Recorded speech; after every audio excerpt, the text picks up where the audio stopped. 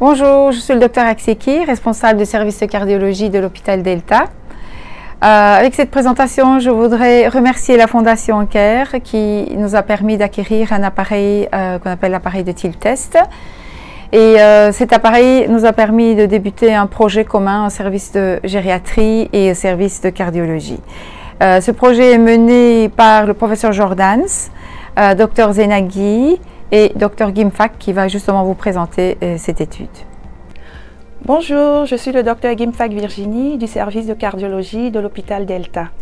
Je vais vous présenter en quelques minutes le sujet de notre étude sur la valeur ajoutée du TIL-test ou test d'inclinaison chez le patient gériatrique admis pour bilan de chute ou syncope.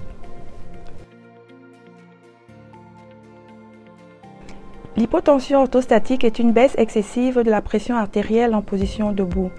La définition de consensus est une chute de plus de 20 mm de mercure de la systolique et ou 10 mm de mercure de la diastolique. Pathophysiologie de l'hypotension orthostatique.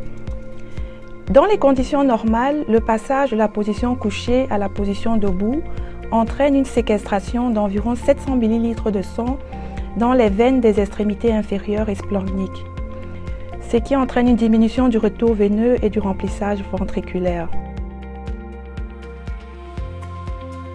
Baisse transitoire du débit cardiaque et de la pression artérielle. Il en résulte une activation réflexe du système sympathique en parallèle avec une diminution de celle du système parasympathique, d'où une augmentation du retour veineux et une accélération de la fréquence cardiaque avec restauration du débit cardiaque et de la pression artérielle. Une réponse inadéquate de n'importe lequel de ces mécanismes compensatoires peut être responsable d'une hypotension orthostatique. L'hypotension orthostatique est une cause fréquente d'hospitalisation chez les personnes âgées et est associée à des chutes, des syncopes et des événements neurologiques et remet en question le maintien à domicile. L'hypotension orthostatique peut être diagnostiquée avec la mesure traditionnelle de la tension artérielle. La recherche d'hypotension orthostatique doit se faire après un repos d'au moins 5 minutes en position couchée au calme. Le patient se lève, la pression artérielle et la fréquence cardiaque sont mesurées à 1 et à 3 minutes. Le diagnostic est retenu si la baisse tensionnelle est enregistrée dans les 3 minutes.